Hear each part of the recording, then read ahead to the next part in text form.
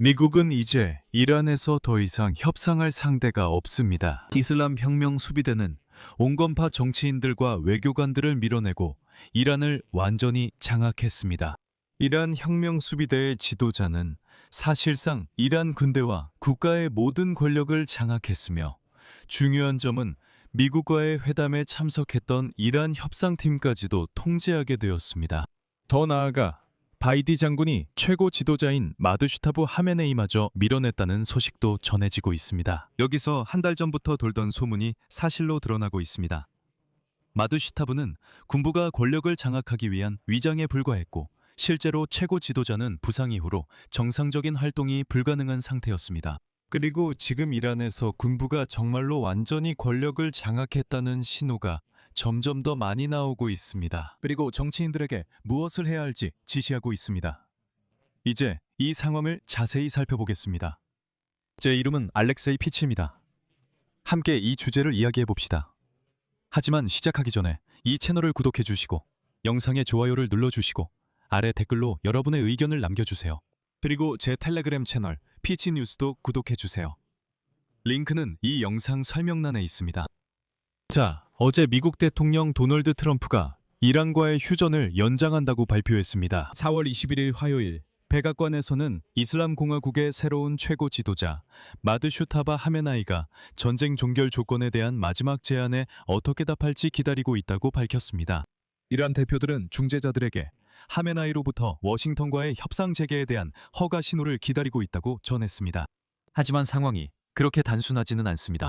악시오스에 따르면 최근 며칠 동안 이란 지도부 내에서는 어떻게 행동해야 할지에 대한 치열한 논쟁이 벌어졌습니다. 미국인들과의 협상과 나라의 진짜 책임자에 대한 논의도 있었습니다. 국회의장 모하마드 바게르 갈리바프와 외무장관 아바스 아라치를 포함한 민간 지도자들은 휴전 체제 연장과 궁극적으로 평화협정 체결을 목표로 외교를 계속할 것을 주장하고 있습니다. 바로 이 사람들이 미국인들에게 핵 프로그램에 대해서도 타협할 준비가 되어 있다는 신호를 보냈습니다. 그리고 바로 아락치입니다. 아락치는 금요일에 호르무즈 해협을 개방한다고 발표했는데, 이 해협은 하루도 채 되지 않아 다시 닫혔습니다. 왜냐하면 이란 군부가 개방에 반대하며 유조선에 발포했기 때문입니다. 반면 이슬람 혁명 수비대 사령관 아흐마드 바이디 장군과 그의 부사령관들은 미국인들에게 양보하는 것을 거부했고 협상 과정에 의미를 두지 않고 있습니다. 미국이 존재하는 한 말이죠. 미국이 호르무즈 해협 해상 봉쇄를 계속하고 있습니다. 더 나아가 이슬람 혁명 수비대에서는 미국이 휴전 상태에서 벗어나기를 기다리지 말고 먼저 주도권을 잡아 대규모 폭격을 재개하자고 촉구했습니다. 이와 동시에 아라비아해에서 미국군이 이란 화물선을 납포한 사건은 내부 분열을 더욱 심화시켰습니다. 여기서 말씀드리자면 4월 21일에 이란 대표단은 파키스탄에서 미국 협상단과의 회담에 참석하기를 거부했습니다. 테헤란은 그 이후로 미국이 휴전 체제를 위반한 점과 워싱턴이 정전 조건을 지나치게 엄격하게 요구한 점을 들었습니다. 하지만 실제로는 이란 외교관들에게 협상을 금지시킨 사람이 바로 혁명 수비대 사령관인 바이디 장군이라는 사실이 알려졌습니다. 그리고 이제 이슬람 혁명 수비대 사령관인 아흐마드 바이디 소장에 대한 내부 정보가 나오고 있습니다. 그리고 그의 최측근 인사들이 이란 이슬람 공화국을 장악했다는 것입니다. 이란이 호르무즈 해협을 통과하려던 선박들을 공격한 것과 이번 주 테헤란이 미국과의 평화 협상에 참여를 거부한 것이 이를 보여줍니다. 이 같은 결론은 워싱턴 전쟁연구소에서도 내리고 있습니다. 이란에서 이제 모든 권력이 아흐마드 바이디 장군에게 집중되었다고 덧붙였습니다. 갑작스럽게 강경 노선으로의 전환은 이란 지도부 내에서 보다 온건한 인사들, 아바스 아락치 외무장관을 포함한 이들이 이 선으로 밀려났음을 보여줍니다. 그리고 이제 바이든은 이란의 민간 정치인들에게 본격적으로 위협적인 태도를 보이기 시작했습니다. 이란 외무장관 아바스 아락치는 처음에는 주말에 호르무즈 해협을 개방하는 데 동의했습니다.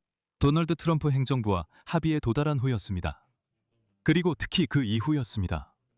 이스라엘이 레바논에 대한 공격을 중단했을 때 말이죠. 하지만 이슬람 혁명 수비대는 해협이 계속 폐쇄되어야 한다고 요구했습니다. 미국이 이란 항구를 봉쇄했기 때문입니다. 하지만 누가 여기서 주도권을 쥐고 있는지 분명히 하기 위해 이슬람 혁명 수비대는 해협이 개방된 첫날에 그곳에서 유조선을 공격했습니다. 여기서 흥미로운 점이 있습니다. 보도에 따르면 바히디 장군이, 그리고 여기서 가장 흥미로운 부분이 시작됩니다.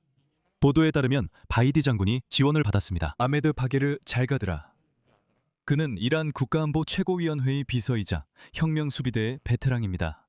해협 통제의 목적입니다. 이는 바히디의 이란 내 권력을 더욱 강화했습니다. 잘가드르는 알리 라리자니의 후계자입니다. 알리 라리자니는 이스라엘이 3월에 제거한 인물입니다. 바로 이것이 최근 며칠간의 혼란과 관련이 있습니다. 트럼프는 이미 평화협상이 거의 마무리되었다고 서둘러 발표했습니다. 심지어 월요일에 평화가 올 것이라고 예고하기도 했습니다.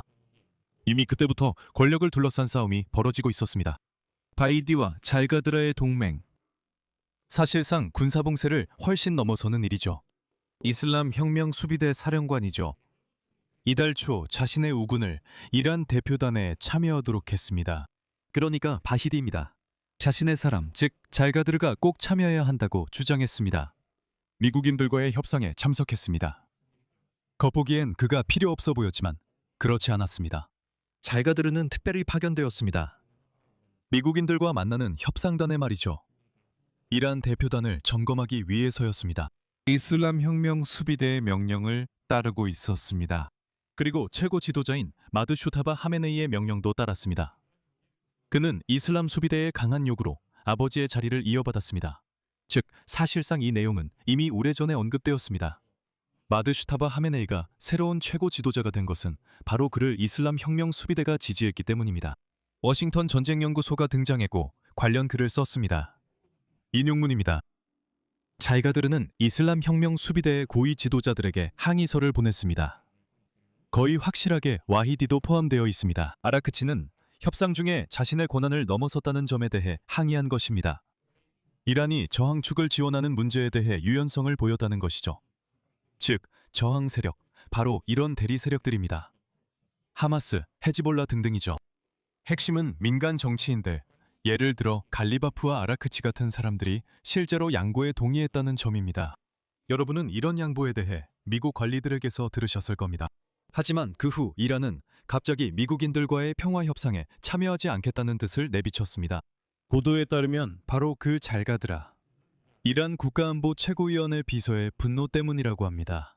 이로 인해 테헤란의 고위 지도자들, 전 혁명 수비대 정보국장과 오랜 측근, 그리고 최측근 인사들까지 움직이게 만들었습니다. 하마네이의 최측근인 호세인 타예브가 협상 대표단을 다시 테헤란으로 소환하도록 했습니다.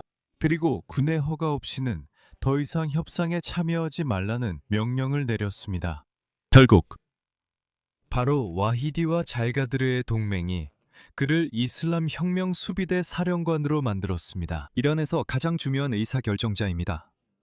네, 물론 여러분은 이란의 최고 지도자가 또 있다고 말씀하실 겁니다. 마트슈타바 하마나입니다. 하지만 문제는 그가 미국과 이스라엘의 첫 공습 때 부상을 입었다는 점입니다. 그 공습으로 그의 아버지와 다른 고위 관리들이 사망했습니다. 그리고 그 이후로 아무도 그를 본 사람이 없습니다. 그리고 최근 몇 주 동안 그는 서면 성명조차 더 이상 내지 않고 있습니다. 이로 인해 와이디 장군과 이슬람 혁명 수비대, 그리고 아락치와 이란 의회 의장 모함마드 바기르 갈리바프가 주목받고 있습니다. 그들의 반미 수사에도 불구하고 이들은 그래도 온건한 정치인으로 여겨집니다. 결국 와히디 장군이 완전히 권력을 장악했습니다. 바로 이런 상황이 아라치와 갈리바프가 미국인들과 진행하는 협상을 약화시키고 있습니다. 그들에게는 영향력을 행사할 지렛대나 의사결정에 영향을 줄 수 있는 공식적인 행정 권한이 없기 때문입니다. 이것은 또한 미국이 개혁된 정부와 거래하고 있다는 트럼프 행정부의 주장도 약화시키고 있습니다. 전쟁 중에 수십 명의 이란 고위 관리들을 살해한 이후에 정권과 거래하고 있다는 것입니다. 여러분도 기억하시겠지만 트럼프는 이미 테헤란에서 정권 교체가 일어났다고 주장한 바 있습니다.